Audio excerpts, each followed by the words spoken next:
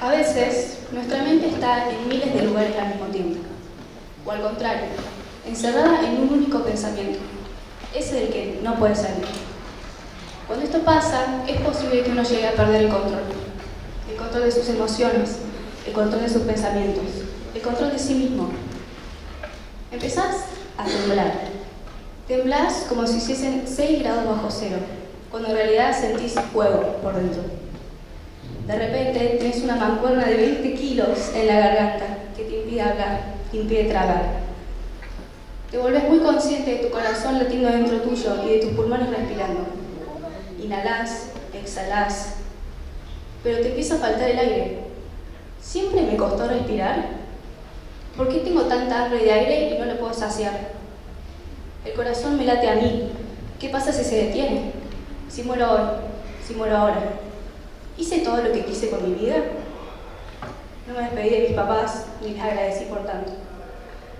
No saludé a mis amigas y a mis perros una última vez. No me enamoré, no tuve un romance adolescente. No entré a la carrera que quería estudiar, ni mucho menos empecé o dejé una huella en este mundo. No quiero morir, porque no puedo morir, pero me voy a morir. Porque algo malo va a pasar y me voy a morir. Y no puedo parar de llorar, no puedo parar de llorar, no puedo respirar, no puedo parar de temblar. ¿Qué pasa si alguien me está viendo? ¿Qué van a creer de mí? Seguro van a creer que estoy loca, que quiero llamar la atención. Necesito irme, necesito salir de acá. Eso que acabo de describir es un ataque de pánico o de ansiedad, como prefieren llamarlo. Quizás ustedes conozcan o se sientan familiarizados con este concepto. En realidad, antes de la pandemia, afectaba a más del 16% de la población. Y después de la misma, los números aumentaron un 25% mundialmente. No todos los tipos de ataques son iguales, porque eso depende mucho de la persona. Por eso yo también lo digo desde mi propia experiencia. Mi historia con la ansiedad empieza desde que tengo memoria. Nunca fui fan de estar con muchas personas. Siempre me dio miedo a fracasar, era autoexigente y tenía esta constante sensación de que me iba a morir. Capaz estábamos en el auto, mi mamá estaba manejando y yo me convencí a mí misma de que en ese momento íbamos a chocar y yo me iba a morir y que no iba a poder salir nunca más de esa situación. En realidad, los ataques son algo atosigadores, desorientadores. Y yo no había llegado a los ataques, porque toda esta ansiedad que yo tenía dentro se presentó con bruxismo, con problemas hormonales, con quistes en la cara, con no poder relacionarme bien con las personas. Pero mi primer ataque de ansiedad fue en la pandemia. En 2020, con solo 14 años, tuve mi primer ataque. Recuerdo que estaba en una reunión virtual y había mucha gente, mucha más de la normal. La presencia de tanta gente, si bien yo no le estaba mirando cara a cara, me abrumó. Salí, automáticamente empecé a llorar, me costó respirar, me hiperventilaba, temblaba. Mi mamá me encontró y se preocupó mucho por mí. Ella no entendía qué me estaba pasando, y yo tampoco. Sin embargo, como eso no fue un caso aislado, empecé a ir a terapia.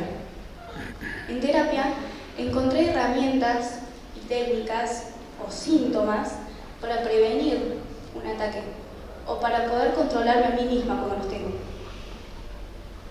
Sin embargo, se fueron haciendo cada vez más constantes en mi día a día y los tenía en todos lados, en el colegio, en inglés, en público, en mi casa, cuando estaba tranquila, en todos lados. Se volvió una compañera para mí. Hay gente que se preocupa y hay gente que no se preocupa cuando uno te ve en esta situación.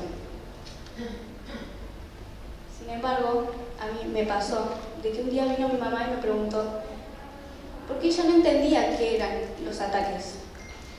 Y en realidad los ataques es toda esa pólvora, todas las cosas que no decís, todos los límites que no pones, todas las cosas, el peso que te pones encima tuyo, que hace que después explotes por circunstancias menores, como por ejemplo hablar al frente del público, una pelea con una amiga, un recuerdo, una memoria, una interacción que te avergonzó hace 5 años pero que no la dejas soltar.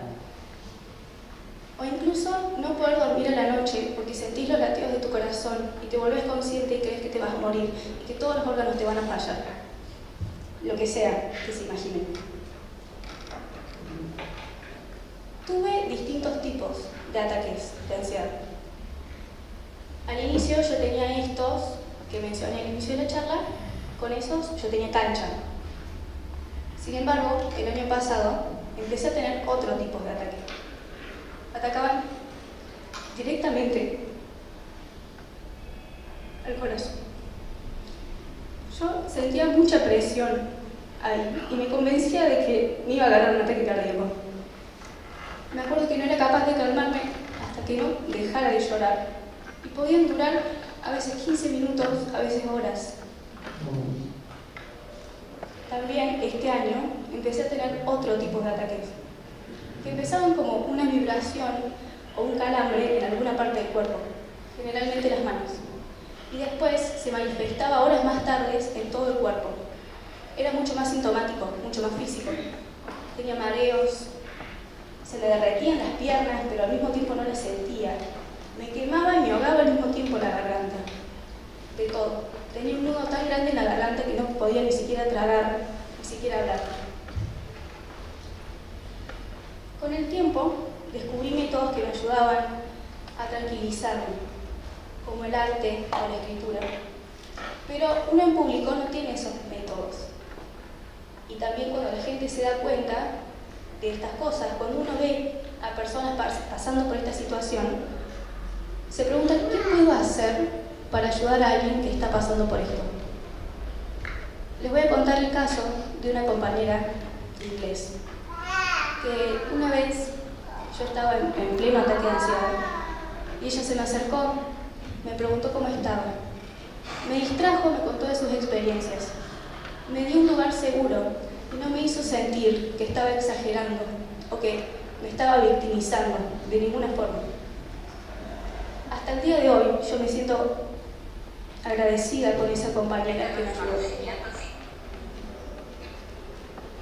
Sin embargo, también te encontrás, por otro lado, a personas que tienen buenas intenciones pero no las herramientas para ayudar. La típica, deja de temblar, no estés ansiosa, cálmate.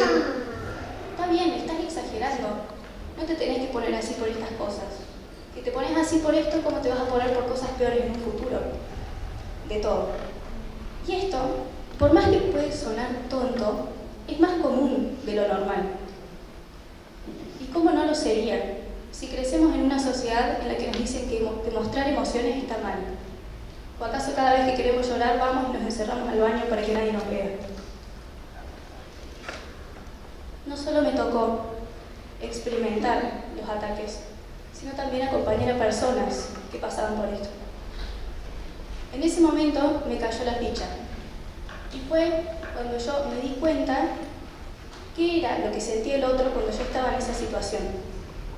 Porque si vos estás acompañando a alguien en esa situación desesperante, tratás de ayudar con todo lo que podés.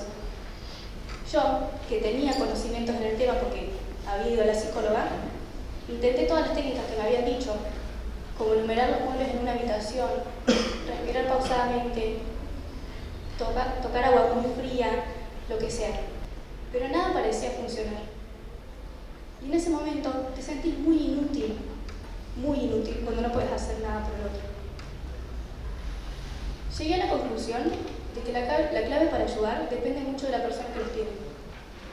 Quizás un abrazo sincero, honesto, viene muy bien. Nunca viene mal preguntarle a alguien cómo está y qué necesita. Capaz necesita espacio, estar solo. Lo ideal es no bombardearlo ni atosigarlo de preguntas. Menos juzgarlo y hacerle creer que está loco o que está exagerando. Porque nadie quiere estar en esa situación. La escucha activa, dar espacio o incluso proveer un lugar sin muchas personas puede ayudar.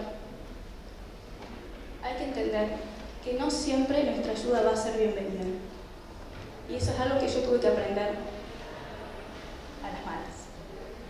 Entonces, hay que también trazar un límite y una línea, pero mostrar preocupación y apoyo nunca viene mal. Y yo creo que de esa forma podemos concluir y crear una sociedad mucho más compasiva y comprensiva entre todos.